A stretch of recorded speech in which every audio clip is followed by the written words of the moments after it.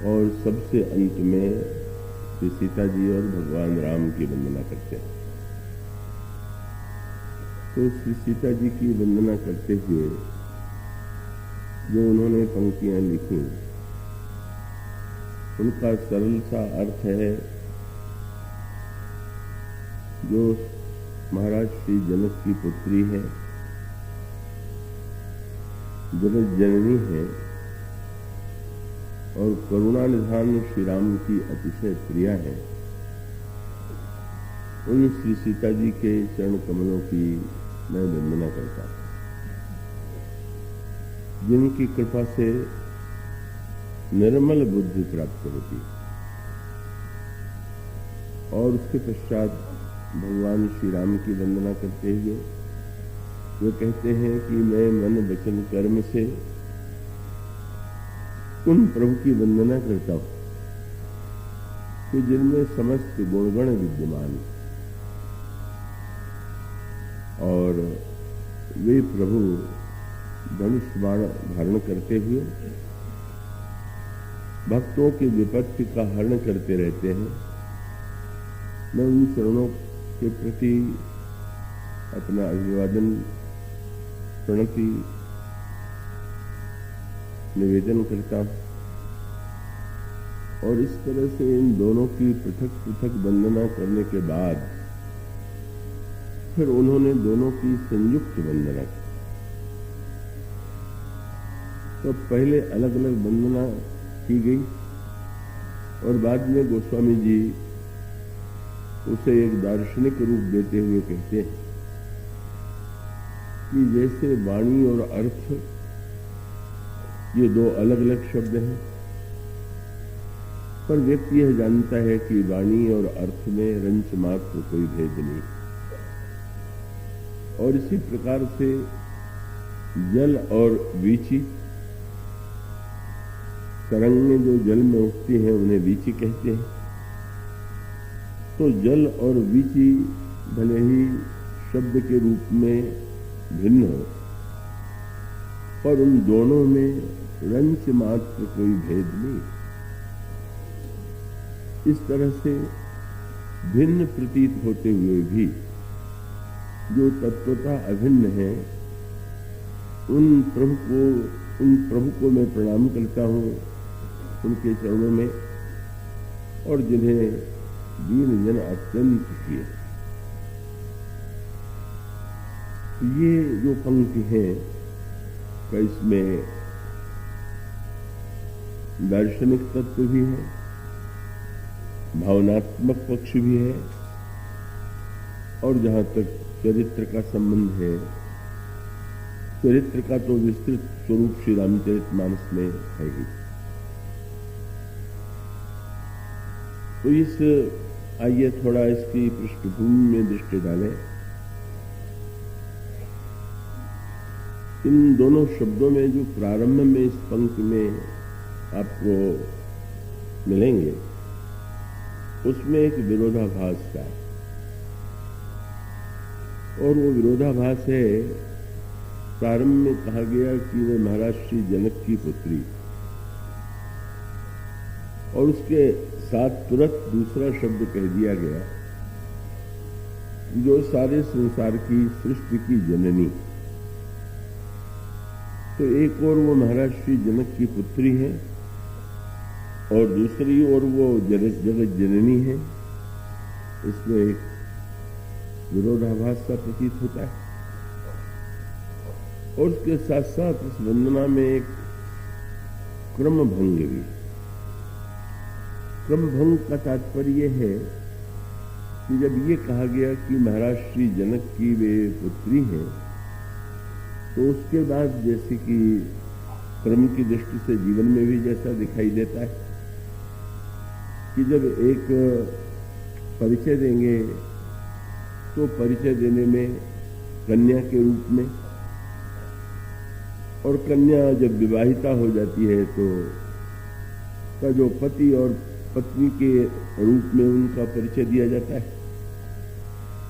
और जब पुत्र उत्पन्न हो जाते हैं तो पुत्र की मां कह करके, पुत्र का नाम लेकर के उनकी मां कह करके वंदना की जाती है, परिचय दिया जाता है। गोस्वामी जी ने पार्वती जी की वंदना में इसी क्रम का निर्वाह किया। उन्होंने कहा, जय जय गिरिवर राज किशोरी। आप महाराज हिमांचल की पुत्री है। और उसके साथ साथ दूसरा वाक्य यही है, जय महेश मुख चंद्र चकोरी। आप भगवान शंकर के मुख चंद्र की चकोरी हैं। और फिर अगला है, जय गज बदन खड़ानन माता। आप गणेश और स्वामी कार्तिक की माता है। तो क्रम तो यही उपयुक्त प्रतीत होता है। पर जब गोस्वामी जी ने वंदना की तो क्रम उलट दिया। उन्होंने कहा, जो महाराज श्री जनक की पुत्री है, संसार की जननी है और जो अतिशय है प्रिया श्री करुणा निधान की, उनकी मैं वंदना करता हूं। तो ये जो एक परिचय के क्रम में परिवर्तन है, और उसके साथ साथ गोस्वामी जी ने जो उसका एक सांकेतिक दार्शनिक तत्व प्रस्तुत किया, आइए उसकी पृष्ठभूमि पर पहले दृष्टि डाल। अभी मंत्री जी ने जब श्री राम के विशेषणों का वर्णन किया, तो सचमुच भगवान श्री राम के गुणगणों के लिए तो जितने भी विशेषण दिए जाए वो थोड़े। और ठीक इसी प्रकार से जगत जननी सीता, वे प्रभु से अभिन्न है और उनके लिए भी अनगिनत विशेषणों का प्रयोग किया जा सकता है, किया गया। किंतु गोस्वामी जी का जब इस प्रसंग को, ये जो पंक्तियां आप अभी आपने वंदना के रूप में सुनी, और उसके बाद उनका परिचय मिलता है बालकांड में महाराज श्री जनक की पुत्री के रूप में। पर इसके पृष्ठभूमि में एक कथा और जो आपने पढ़ी होगी। मैं आशा करता हूं कि आप पूरी तरह से एकाग्र रहेंगे। और वो पृष्ठभूमि यह है कि महाराज मनु और उनकी पतिव्रता पत्नी शतरूपा, जब महाराज श्री मनु वृद्ध होते हैं तो उन्हें ऐसा लगता है कि भले ही मैंने जीवन में धर्म का पालन किया हो, कर्तव्य कर्म का पालन किया हो, लेकिन अभी जीवन का जो चरम लक्ष्य है वो मैंने नहीं पाया। और तब उनके अंतःकरण में प्रभु के दर्शन की उत्कंठा उत्पन्न होती है। राज्य वे पुत्र को दे देते हैं और शतरूपा जी के साथ वे तपस्या और साधना के लिए नैमिषारण्य जाते हैं। नैमिषारण्य में उन्होंने गोमती नदी में स्नान किया, मुनियों के आश्रमों में रह करके पुराण श्रवण तथा श्रवण किया, और उसके पश्चात उन्होंने दीक्षा लेकर के मंत्र जप प्रारंभ किया। और उनकी साधना निरंतर अग्रसर होती गई। वो उनकी जो तपस्या थी वो अत्यंत ऐसी कठिन कि जिसको पढ़ करके ही व्यक्ति आतंकित हो जाए। पहले वो अन्न का परित्याग करके कन्न मूल फल लेते हैं, फिर कन्न मूल फल का भी परित्याग करके केवल जल लेते हैं, फिर जल के पश्चात जल को छोड़ करके वायु लेते हैं, फिर वायु का भी परित्याग कर देते हैं। और इस तरह से एक प्रगाढ़तम तपस्या के पश्चात का उनको इस अंतराल में दर्शन देने के लिए ब्रह्मा भी आए, भगवान विष्णु भी आए, भगवान शंकर भी आए, पर उन्होंने नम्रतापूर्वक का उन्हें अस्वीकार कर दिया। वे लौट गए और तब एक ऐसी स्थिति आती है कि जब एक आकाशवाणी उन्हें सुनाई पड़ी, एक स्वर उन्हें सुनाई पड़ा, और वह स्वर यह था कि राजन, तुम्हारी क्या इच्छा है, तुम क्या चाहते हो, तुम उसे प्रकट करो। और तब मनु ने भगवान उस जो स्वर था उससे सुन करके ये कहा कि मैं उस स्वरूप का दर्शन करना चाहता हूं कि जिसका वर्णन निर्गुण निराकार के रूप में भी किया गया है, सगुण साकार के रूप में भी किया गया है। भगवान शंकर जिसका चिंतन और स्मरण करते हैं, भुसुंडी जी जिनके भक्त हैं, जो मुनियों के द्वारा वन्य हैं, और इस आकांक्षा के पश्चात जब ये प्रार्थना उन्होंने की तो उनके समक्ष दो रूप प्रकट हुए। एक तो थे भगवान श्री राम, और उनके वाम भाग में जगत जननी सीता भी महाराज मनु के समक्ष दिखाई दे रहे। इसके पश्चात भगवान श्री राम प्रश्न करते हैं, मनु अपनी आकांक्षा प्रकट करते हैं कि मैं ये चाहता हूं कि आपके समान में पुत्र प्राप्त करूं। प्रभु मुस्कुरा करके ये कहते हैं कि अब अपनी तरह से मैं खोजने के लिए कहां जाऊं, मैं ही तुम्हारा पुत्र बन आऊंगा। पर इसके बाद एक नई सी बात हुई।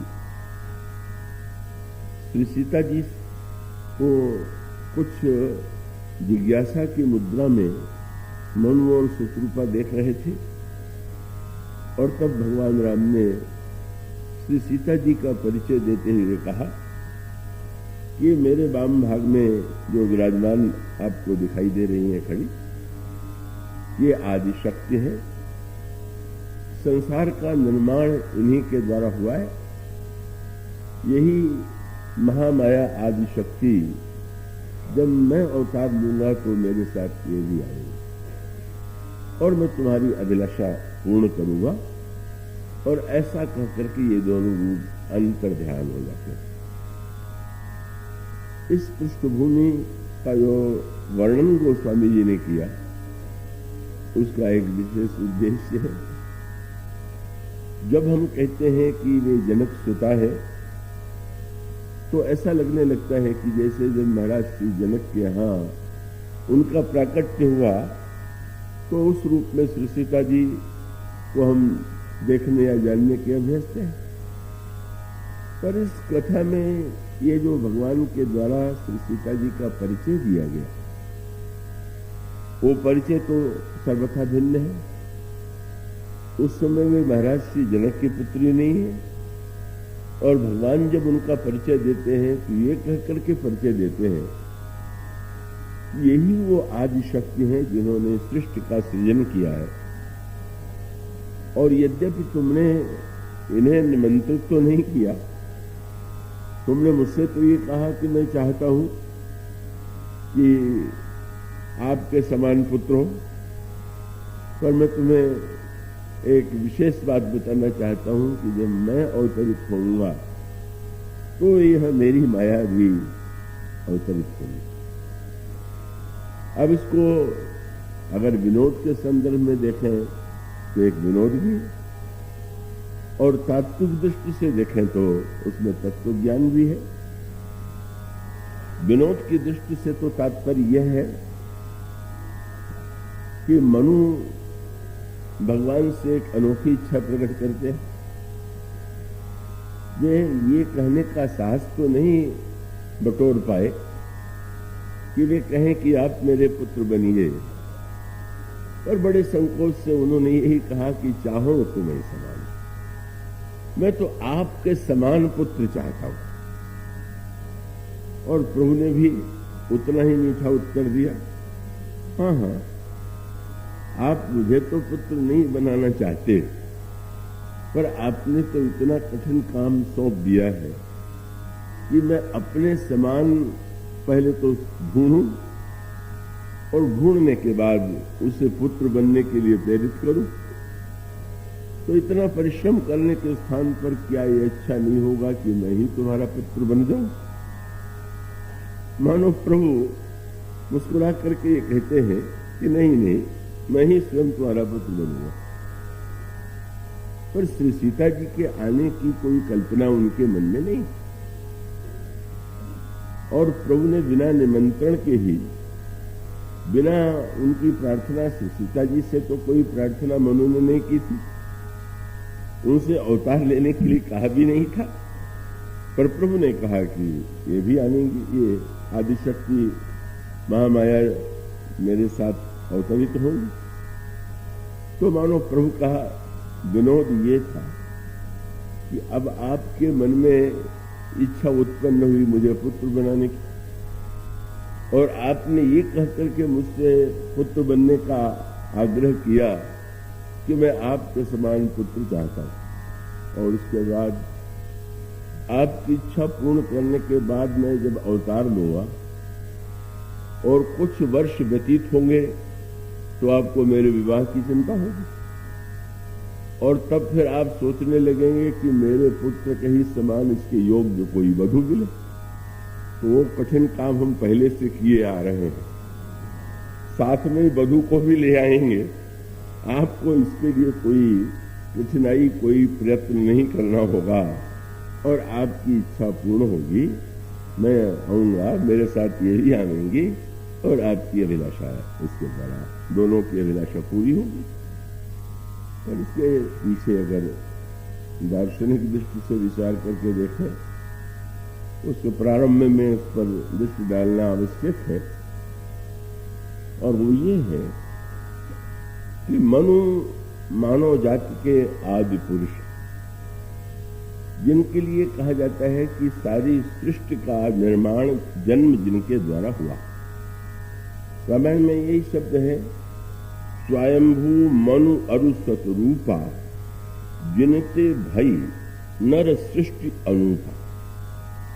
ये हम सब लोगों के लिए जो शब्द है वो है मनुष्य। तो ये मनुष्य का जन्म कैसे हुआ, मानव जाति का जन्म कैसे हुआ? तो पुराण कहते हैं कि महाराज मनु ही वह आदि पुरुष हैं जिनसे ये इस महान मानव सृष्टि का निर्माण हुआ।